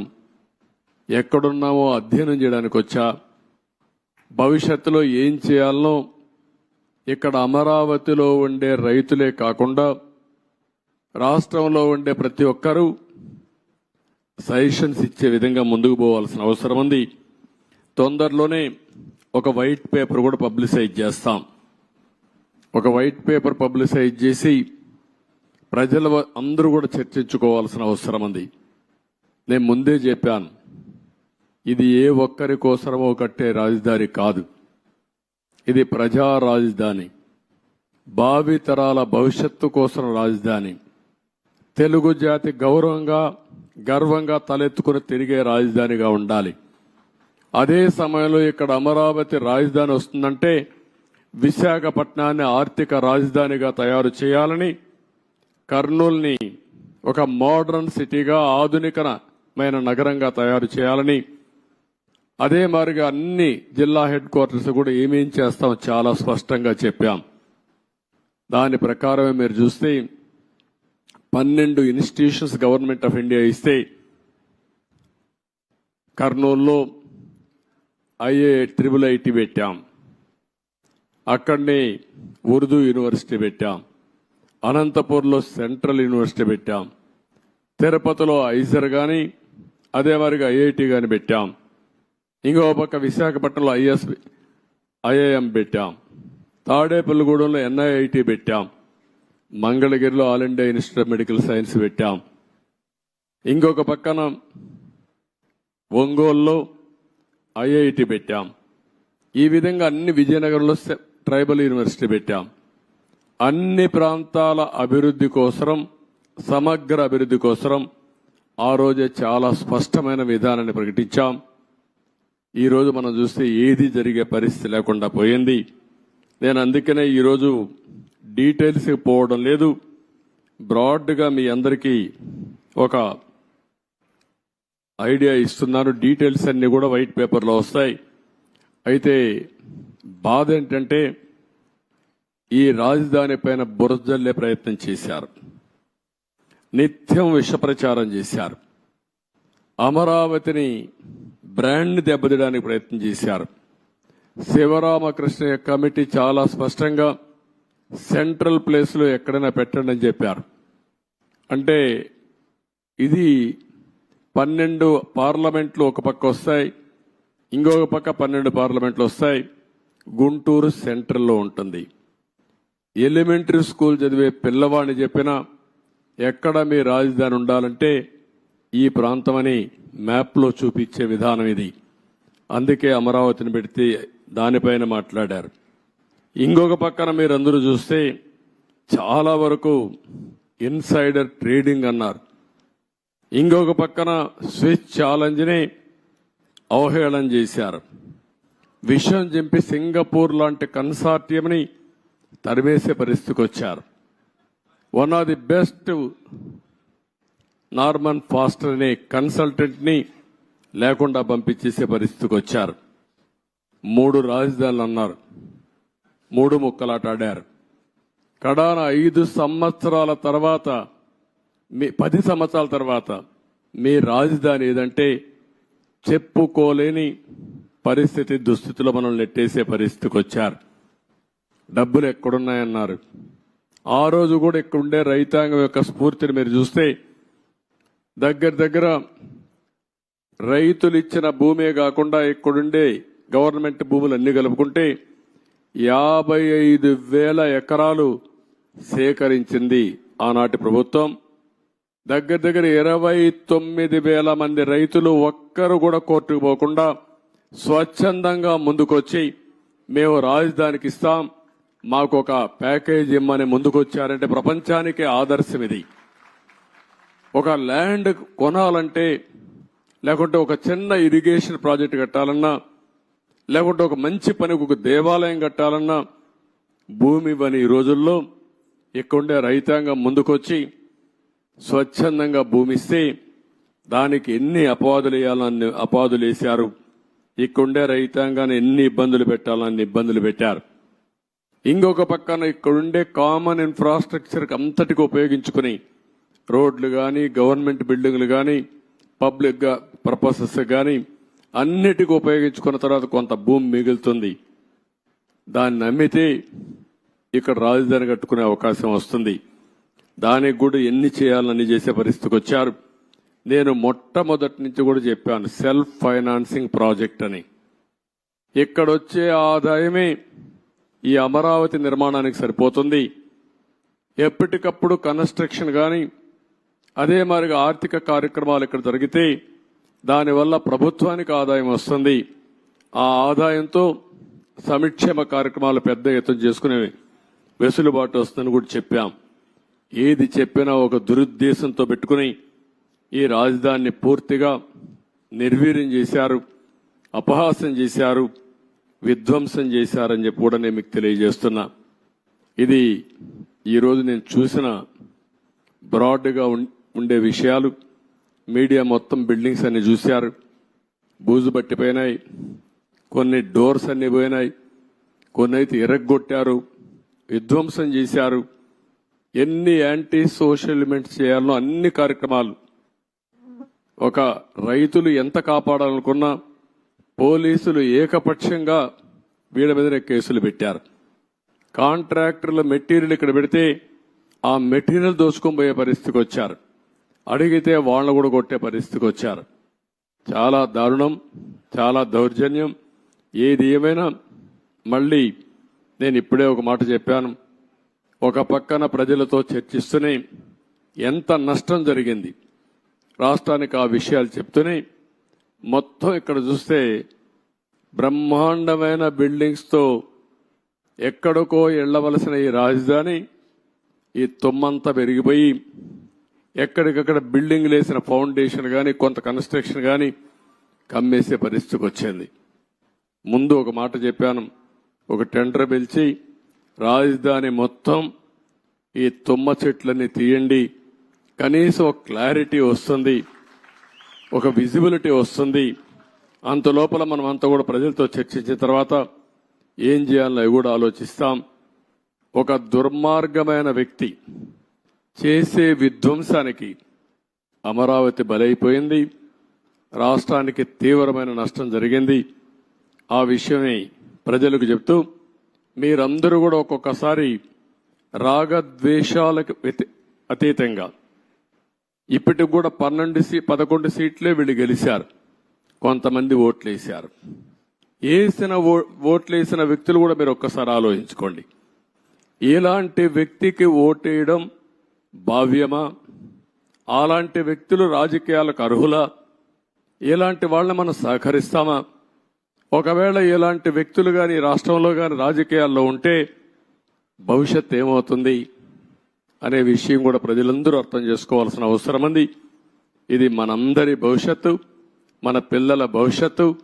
కాబట్టి మనందరం కూడా ఎక్కడికక్కడ కొంతమంది అనుకుంటారు మాకే సంబంధం అమరావతి అని, మాకే సంబంధం పోలవరం అని, అభివృద్ధి అంటే అదేంటని. అట్లా కాకుండా అభివృద్ధి జరిగితే మీ జీవితాలు బాగుపడతాయి. ఈరోజు ఏ గవర్నమెంట్ అయినా సరే ప్రభుత్వ విధానాల ద్వారా ప్రజా జీవితాలను మారుస్తుంది. అటు కేంద్ర ప్రభుత్వంలో ఉండే నరేంద్ర మోడీ గారు కానీ, వివిధ రాష్ట్రాల్లో ఉండే రాష్ట్ర ముఖ్యమంత్రులు కానీ, ఇక్కడ ప్రభుత్వం కానీ మీ జీవితాల్లో వెసులుబాటు తీసుకురావడం, మీ జీవితాల్ని బాగు చేయడం, ఒక పక్క సంక్షేమ కార్యక్రమాలు చేస్తూనే ఇంకొక పక్క అభివృద్ధి కార్యక్రమాలు చేస్తూ తాత్కాలికంగా మీకు వెసులుబాటు ఇవ్వడమే కాకుండా దీర్ఘకాలంలో మీ జీవితాలకు వెలుగొచ్చే విధంగా చేయాల్సిన బాధ్యత ప్రభుత్వాలపైన ఉంది. ఈరోజు హైదరాబాద్ని అభివృద్ధి చేశాం. దాని ఫలితాలు అక్కడ ప్రజానీకం ఎంజాయ్ చేస్తున్నారు. అదొక తృప్తి నాకు. ఆ రోజు నేను వేసినటువంటి ప్రతి ఒక్క కార్యక్రమం చేసిన అభివృద్ధి కానీ, లేకపోతే వేసిన ఫౌండేషన్లు కానీ, ఆలోచనలు కానీ ఏది పెండింగ్ పెట్టకుండా ప్రతి ఒక్క ముఖ్యమంత్రి చేతనైనంత వరకు ముందుకు తీసుకెళ్లారు. చేత కాకపోతే వదిలిపెట్టారు. ఎవడు విధ్వంసం చేయలా. కానీ ఇక్కడికి వచ్చే కొందికి విధ్వంసం జరిగే పరిస్థితి వచ్చింది. ఒక్క విధానం మీరు గుర్తుపెట్టుకోవాలి. ఒక్క ఐటీకి ప్రాధాన్యత ఇస్తే ఈరోజు ప్రపంచంలోనే తెలుగువారు బ్రహ్మాండంగా రాణించే పరిస్థితికి వచ్చారు. ఎన్నో సంవత్సరాలు కాలేదు, 25 సంవత్సరాలే. 25 సంవత్సరాల్లో ఎన్నో దేశాలకు వెళ్లిపోయారు. నన్ను అరెస్ట్ చేసినప్పుడు చూస్తే నా జీవితంలో ఎప్పుడూ మర్చిపోలేను. 70-80 దేశాల్లో నిరసన తెలియజేశారంటే ఆ దేశాల్లో వీళ్ళు ఉన్నారని ఆశ్చర్యం వేసే పరిస్థితికి వచ్చింది. నిన్న కూడా మీరు చూశారు ఎన్నికల్లో అందరూ కూడా ఉదయం 8 గంటలకు 7 గంటలకు వచ్చి రాత్రి 2 గంటల వరకు ఓట్లు వేశారు. బయట ప్రాంతాల్లో ఉండే చిన్న చిన్న పనులు చేసుకునేవాళ్ళు, ఇంటి పనులు చేసుకునేవాళ్ళు పని వదిలిపెట్టి వాళ్ళు భోజనం ప్యాకెట్ తీసుకొచ్చి నేరుగా ఓటేసి మళ్లీ వెళ్లారు వాళ్ళ ఖర్చులతో. ఎక్కడో అమెరికా, ఆస్ట్రేలియా లేకపోతే ప్రపంచంలో వేరే దేశాల్లో ఉంటే లక్షల రూపాయలు ఖర్చు పెట్టుకుని వచ్చి ఓటేసి వాళ్ళ బాధ్యత నిర్వహించారు. ఈ విషయం ప్రతి ఒక్కరూ గుర్తుపెట్టుకోవాల్సిన అవసరం ఉంది. ఓటేయడం మీ బాధ్యత అనుకొని ఈ 5 ఏళ్లు చేసిన విధ్వంసం చూసిన తర్వాత మళ్లీ మేము భరించలేమనే ఉద్దేశంతో మీరు ముందుకు వచ్చారు. కానీ ఈ రోజు నేను ఇక్కడుండే ప్రజానీకాన్ని కోరేది ఒకటే, అనునిత్యం మీరు ఆలోచించాల్సిన అవసరం ఉంది. మాకు కూడా మీరు ఒక స్ఫూర్తిని ఇవ్వాల్సిన అవసరం ఉంది. ఎక్కడికక్కడ గైడెన్స్ ఇస్తా ఉంటే, మాకు కూడా ఆలోచనలు ఇస్తా ఉంటే, మా ఆలోచనలు మీ యొక్క సమస్యలు రెండు కూడా జోడించుకుని మెరుగైన ప్రజా విధానాలకు రూపకల్పన చేస్తాం. దానివల్ల మీ జీవితాల్లో మంచి జరుగుతుంది. ఏ కార్యక్రమం చేసినా ప్రజల కోసం చేస్తాం కాబట్టి ప్రజలు ఇందులో భాగస్వాములు కావాల్సిన అవసరం ఉంది. అందుకే మొన్న పోలవరం పోయినప్పుడు కూడా చాలా స్పష్టంగా చెప్పాను. ఈరోజు అమరావతికి వచ్చినప్పుడు చాలా స్పష్టంగా చెప్తున్నా. అన్ని విషయాలు ఏమాత్రం అరమరకలు లేవు. మొత్తం మేము ముందర పెడతాం. మేము చేసే ప్రతి ఒక్క పని మీ యొక్క భవిష్యత్తు కోసం చేసే పని కాబట్టి మిమ్మల్ని అందరినీ భాగస్వాములు చేయడం మా ప్రధానమైన కర్తవ్యం ప్రజాస్వామ్యంలో. ఇది చేస్తూనే ఎప్పటికప్పుడు నిర్ణయాలు కూడా తీసుకుంటాం. ఎవరైతే తప్పుడు పనులు చేసి కడాన కంకర కూడా దొంగిలించారో అలాంటి వాళ్ళని క్షమించడం కరెక్ట్ కాదు. వీళ్ళకి అలవాటు అయిపోయింది. అవి చేయడంగానే కాకుండా మళ్ళీ ఇక్కడ వాళ్ళ ఇష్ట ప్రకారం రౌడీజం చేయడం, అందరినీ బెదిరించడం, అడ్డం వస్తే కొట్టడం, ఇష్టానుసారంగా ప్రవర్తించడం అన్నీ జరిగాయి. అవన్నీ కూడా ఏ మాత్రం కూడా ఎవ్వడి ఆటలు ఎక్కడ జాగవు, జరగనీయం. అవసరమైతే నిర్మోహమాటంగా అణిచివేస్తాం తప్ప ఇష్టానుసారంగా మేమేం చేసినా జరుగుతుంది. రౌడీజం చేస్తాం, రాజకీయాన్ని అడ్డం పెట్టుకుంటామంటే మాత్రం అది జరగనీయకుండా చేస్తారని చెప్పి కూడా మీ అందరికీ హామీ ఇస్తూ మరొక్కసారి అందరికి కూడా ఇక్కడుండే రైతాంగానికి మనస్ఫూర్తిగా నమస్కారాలు. మిగిలిన అన్ని విషయాలు మాట్లాడతాను. మీకేదైనా క్వశ్చన్స్ ఉంటే 1 or 2 media.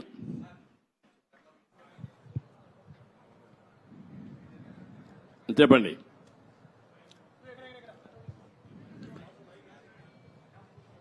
Mic mic Hello. Sir. 1 minute mic. Mic ఎవరు ఇక్కడ ఎవరికి ఇచ్చారు? సార్, గత ముఖ్యమంత్రి ఈ రాజధానిలో ఈ బిల్డింగ్స్ పరిశీలించుంటే ప్రజావేదికను కూల్చేసినట్టు ఇవి కూడా డిమాలిష్ చేసేవాడేమో సార్. అది దేవుడు కాపాడాడు. ఒక ఉన్మాది బారి నుంచి ఇంకా ఫర్దర్ గా కూల్చేయకుండా దేవుడే కాపాడాడు అమరావతిని. అందుకే నేను చెప్పాను, కొన్ని 16,000 గ్రామాల్లో పూజలు చేసి పవిత్రమైన మట్టిని, పవిత్రమైన జలాలను తీసుకొచ్చారు ఇక్కడికి. పార్లమెంటు సాక్షిగా ప్రధానమంత్రి తీసుకొచ్చాడు. మొత్తం ప్రార్థనాలయాలు దేశంలో విదేశాల్లో నుంచి తీసుకొచ్చాం. పవిత్రమైన వ్యక్తులు పుట్టిన జన్మస్థలం నుంచి కూడా, అంటే స్ఫూర్తిదాయకంగా ఫ్రీడమ్ ఫైటర్స్ అన్ని వాళ్లే కాపాడారు. కాబట్టి మీరు కూడా కష్టపడ్డారు, రైతులు పోరాడారు, దేవుళ్ళు సహకరించారు. సార్ 5 సంవత్సరాల నుంచి ఏదైతే నిర్లక్ష్యానికి వదిలేశారో ఈ దాదాపు 80-90% కంప్లీట్ అయింది. ఎక్కడ కూడా చెక్కు చెదరలా, యాజ్ ఇట్ ఈస్గా ఉంది. అంటే మన నిర్మాణం కానీ అంతా కూడా బాగానే ఉంది. అన్ని పూర్తి చేయడానికి దాని టైం బాండ్ పెట్టుకుంటారా? ఒక 3 years కానీ అలా పెట్టుకుని దానికి మీ సజెషన్ ఏంటి చెప్పండి. మిమ్మల్ని కూడా సజెషన్ సార్, అందరినీ సజెషన్ అడుగుతున్నాం. దాన్ని మీరు ఇచ్చే మంచి సూచనలు తీసుకొని ఆర్డర్ ఆఫ్ ప్రియారిటీ పెట్టి we will prepare action plan. Galla పెట్టి ఖాళీ అయిపోయింది, ట్రెజరీలో ఏమి లేదు, డబ్బులు లేదు, అప్పులు విపరీతంగా చేసేశారు. ఇవన్నీ వ్యూలో పెట్టుకొని ఏం చేయాలో స్టెప్ బై స్టెప్ వర్కౌట్ చేస్తాం. Mic media. Sir, what is going to be fate of Rushikonda Beach Palace? What's going to be? Will it be quoted as a monument of corruption? That's what you. What is your suggestion? You give me idea. Sir, you are the CM, sir. I am the CM. You are the citizen of. నువ్వు ఒక media responsibility ఉంది నీకు కూడా. నన్ను అడగడమే కాదు, నిన్ను కూడా చెప్పమంటున్నా. ఏం చేస్తే ఇలాంటి వాళ్ళని శాశ్వతంగా సమాజం నుంచి వెలేస్తామో అలాంటివి ఆలోచించాలి. మీరు ఒకటి ఆలోచించండి, ఇక్కడ డబ్బులు లేవు. 500 కోట్ల రూపాయలతో కొండను కొట్టేసి ఋషికొండ అంటే ఏంటి? ఋషులు అక్కడ తపస్సులు చేసిన ప్రాంతం అది. అలాంటి కొండని ఎప్పటి నుంచి కూడా మనం చూసి, ఇప్పుడైతే ఆధునికమైన పనిముట్లు ఇవన్నీ వచ్చాయి, కానీ ఒకప్పుడు విశాఖపట్నానికి వచ్చామంటే ఈ ఓడలు గాని ఇవన్నీ ఋషికొండను చూసి గుర్తుపట్టి విశాఖపట్నం వచ్చామనే పరిస్థితి ఉండేది. అలాంటి పవిత్రమైన కొండని ఎన్విరాన్మెంట్లకి విఘాతం కలిగించే విధంగా కొట్టేశారంటే మనం గుర్తుపెట్టుకోవాలి. దాని కూడా అన్ని తప్పుడు ఇచ్చారు. అవన్నీ మళ్ళీ నేను మాట్లాడతాం. Sir, what about Prajavedika? You have visited Prajavedika and saw the debris there. Are you going to remove the debris and reconstruct the Prajavedika same place, or are you going to make it as a museum? ఏం చేయాలి నువ్వు చెప్పు. నువ్వు నిన్ను అడిగితే మీరంతా ఏంటంటే నన్ను క్వశ్చన్స్ అడుగుతున్నారు, నేను మిమ్మల్ని క్వశ్చన్స్ అడుగుతున్నా. ఇప్పుడు మీరు ఆన్సర్ చేయండి. నాకు ఏం చేస్తే బాగుంటుంది. ఇప్పుడు మా మిత్రుడు ఇచ్చాడు శ్రీనివాస్ ఒక మాట. అమరావతి ఉద్యమం 1631 రోజులు. 1 + 6 + 3 + 1 11 అన్ని అంకులు కలిపితే జగన్కు వచ్చిన సీట్లు 11. అంటే 2 సరిపోయినాయి. ఇదే దేవుడు రాసిన స్క్రిప్టు, ఇది దేవుడి స్క్రిప్టు. అక్కడికి చాలలేదు. ఈ 11 ఇవ్వడం కూడా కరెక్టా లేదా చర్చ జరగాల్సిన అవసరం ఉంది. అందుకే నేను మిమ్మల్ని అందరినీ కోరుతున్నా, కొన్ని ఇక్కడ మాకు కూడా కొంతమంది ఇబ్బందులు వచ్చాయి. సరైన క్యాండిడేట్ నిలబడలేకపోయారు. నిలబడింది ఇక్కడ ప్రజలు ఎక్కడికక్కడ ముందుకు వచ్చి ఓట్లేశారు. కొన్ని సమస్యలు ఉన్నాయి. కానీ ఏది ఏమైనా ఇలాంటి వ్యక్తులు రాజకీయాలకు అర్హత ఉందా? ఇది చర్చ జరగాల్సిన అవసరం ఉంది రాష్ట్రంలో. Sir, people are confident that you can complete entire Amravati construction, complete the buildings and everything. That's why they gave good verdict. They gave good verdict. Majority of the seats and 161 seats like that. Majority ఇస్తే అయిపోయింది వాళ్ళ పని. మీ పని అయిపోయిందా? Yes, sir. We are confident that you can build. No, you are confident. ఎట్లా build చేయాలో కూడా ఆలోచనలు ఇవ్వండి అందరూ కూడా. సార్ ఇప్పటికీ రాజధాని నిర్మాణానికి అమరావతిని నిర్మించలేదు. ఈ రోజు మీరు మొత్తం విజిట్ చేశారు కదా సార్, అప్రాక్సిమేట్లీ దీని నిర్మాణానికి ఎంత ఖర్చు అవుతుంది, మీరు ఎన్ని రోజుల్లో చేస్తారు? ఇప్పుడు నిన్ను అడగాలి నేను క్వశ్చన్. నిన్ను నేను నియమిస్తే నువ్వు ఎట్టగడతావు చెప్పని అడగాలి నేను ఇప్పుడు. కాబట్టి క్వశ్చన్ అడగడం చాలా ఈజీ, కానీ ఆలోచించి చెప్పడం చాలా కష్టం. సీఎం గారు, నేను ఇంతవరకు ఎంత డబ్బులుంది ఖజానాలో తెలియదు. నిన్నే నేను చూసా. ఆఫ్ బారోయింగ్, ఆన్ బారోయింగ్ రెండు ఉన్నాయి. కొన్ని లెక్కలు చూపించి బారో చేశారు, కొన్ని లెక్కలు చూపించకుండా బారో చేశారు. మద్యం కూడా రాబోయే రోజుల్లో వచ్చే ఆదాయాన్ని తాకట్టు పెట్టి బారో చేశారు. అది కూడా ఎంత బారో చేశారు ఇంకా ఎతకాలి. ఇవన్నీ ఒక్కొక్క ఎక్కడెక్కడ ఉన్నాయో మనకే తెలియదు. ఇప్పుడు మనం చూసాం, ఆఫీసర్లు మొన్నటి వరకు అడ్డదుడ్డంగా సంతకాలు పెట్టినోళ్ళు ఎక్కడున్నారు, అడ్రస్ లేరు. ఇప్పుడు చాలా సమస్యలు ఉన్నాయి. బట్ ప్రజలు ఇచ్చినటువంటి మ్యాండేట్ చాలా స్పష్టంగా ఇచ్చారు. చాలా మంది నన్ను అడిగారు ఒక మాట, ఇలాంటి క్లిష్టమైన పరిస్థితుల్లో మీరు ఏం చేయగలుగుతారని అడిగారు. ఎలక్షన్ల ముందు కూడా నేను ఒకటే చెప్పాను, ఏం చేస్తారని మీరు అడుగుతున్నారు. నేను పారిపోవడానికి సిద్ధంగా లేను, ఫేస్ చేస్తా. తప్పకుండా మళ్లీ రాష్ట్రాన్ని పూర్వ వైభవం తేవడం కోసం పునర్నిర్మాణం వైపు ముందుకు పోతానని చెప్పా. అందుకే నేను అధ్యయనం చేస్తున్నా మీ అందరి ద్వారా. చేసిన తర్వాత అమరావతి కూడా ఏం చేయాలో నిర్దిష్టంగా చెప్తాను, ముందుకెళ్తాం. రాజధాని ప్రాంతంలో భూములు ఏమైనా తాకట్టు పెట్టారా సార్? రాజధాని ప్రాంతంలో భూములు కూడా ఏమైనా తాకట్టు పెట్టారా? చూడాలి, రికార్డ్స్ అని చూడాలి. సచివాలయం అయితే సచివాలయాలు పెట్టారు, ఇక్కడ సచివాలయం కూడా పెట్టారనుకుంటాను. చూడాలి, ఆ రికార్డు చూడాలి. సార్ ఓకే సార్, నమస్తే సార్. నా పేరు వేణు, నేను రాజధాని రిపోర్టర్ని సార్. ఒక 12 సంవత్సరాల నుంచి ఇది రాజధాని కాకముందు నుంచి ఇక్కడ ఉన్నాను. మీరు అమరావతిని చరిత్రగా నిలబెడదామని ఎలా ఉన్నారు? ఈ చరిత్రలో జరిగే కొన్ని కార్యక్రమాలను కూడా అలాగే దిష్టిబొమ్మలాగా అలా ఉంచి మంచిని చెడును చూపించే మా రాబోయే తరాలకు కూడా అలాంటి చూపించే విధంగా ఉంటే ప్రజావేదిక బాగుంటుందని నా ఉద్దేశం సార్. ప్రజావేదిక అట్నే పెట్టాలంటావు? అంతే సార్. ఓకే, నువ్వు ఒక మంచి సజెషన్ ఇచ్చావు. ఎందుకంటే ఇది జపాన్ లో కూడా ఏం చేశారంటే, ఏవేవి హీరోషిమా ఒకటి, నాగసాకి అనుకోండి, నాగసాకి 2. సెకండ్ వరల్డ్ వార్లో మొత్తం బాంబులేసి మొత్తం డివాస్టేషన్ జరిగితే కొన్ని డికేడ్స్ అక్కడ పుట్టిన వాళ్ళు కుంటిగా గుడ్డిగా పుట్టారు. పంటలు కూడా రాలేదు, భూములు కూడా ఇది అయిపోయినాయి. అవన్నీ గుర్తుగా 2 ప్రాంతాలను ఇప్పుడు కూడా అట్లనే పెట్టారు. అంటే దానికి కారణం, దాన్ని ఒక స్ఫూర్తిగా తీసుకుని మళ్లీ మనం కష్టపడాలని అనునిత్యం ప్రజలకు గుర్తు చేశారు. ఈరోజు అదే 2వ ప్రపంచ యుద్ధంలో దెబ్బతిన్న జపాన్ ప్రపంచంలోని అగ్రదేశంగా తయారైందంటే ఇలాంటివి చూసి పట్టుదల పెంచుకోవడం. అదే మరి మిత్రుడు ఇప్పుడు చెప్పాడు, ప్రజావేదికను కూడా యాజ్ ఇట్ ఈజ్ పెడితే చాలా బాగుంటుందని. అది కూడా ఒక మంచి ఆలోచన. Let us see. ఓకే,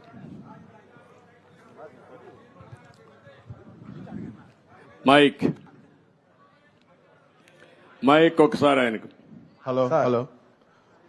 సేకరణ చేసిన తర్వాత కూడా సీడ్ యాక్సెస్ రోడ్డు మీద అర్ధరేతులు ఇసుక అక్రమ రవాణా జరుగుతుంది సార్. దాని మీద అంటే నేరాలు అలవాటైన వాళ్ళకి ఇంకా కూడా మారలేకపోతున్నారు.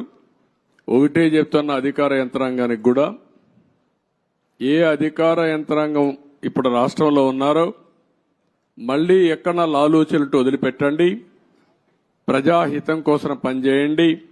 ఒకవేళ రేపటి నుంచి ఎక్కడైనా కానీ మీరు చెప్పింది కానీ జరిగితే తప్పకుండా అధికారులపైన కూడా యాక్షన్, కఠిన చర్యలు ఉంటాయి. డెఫినెట్ గా తీసుకుంటా, వదిలిపెట్టను. మీరు కూడా ప్రజల్లో చైతన్యం రావాలి, గట్టిగా నిలదీయండి. ముందు మారిగా బాధితులపైన దాడి చేస్తే ఎట్టి పరిస్థితులు నేను వదిలిపెట్టను. ప్రజాహితం కోసం ఎవరు ముందుకొచ్చి పనిచేసినా వారికి పూర్తిగా అండగా ఉంటాం. మీరేం భయపడాల్సిన పర్లేదు.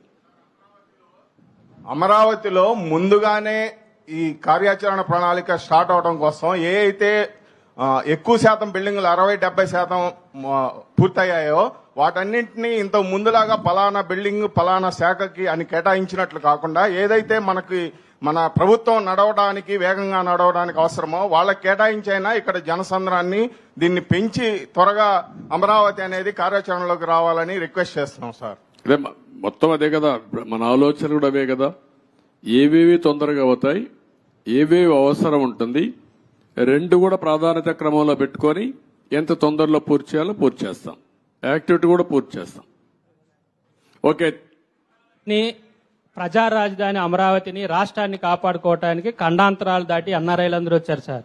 ఈ అమరావతి కానీ రాష్ట్ర అభివృద్ధిలో ఎన్ఆర్ఐలు ఆలోచనలు సహాయ సహకారాలు తీసుకుంటే బాగుంటుందని నా సూచన సార్. తప్పకుండా అందరి సహకారం తీసుకుంటాం, అందరికీ ప్రాధాన్యత ఉంటుంది. వాళ్ళు భాగస్వాములు అయితే వెల్కమ్ చేస్తాం. తప్పకుండా ఇవన్నీ కూడా ఒక యాక్షన్ ప్లాన్ తయారు చేసుకుంటాం. థ్యాంక్ యూ అని అంటాం.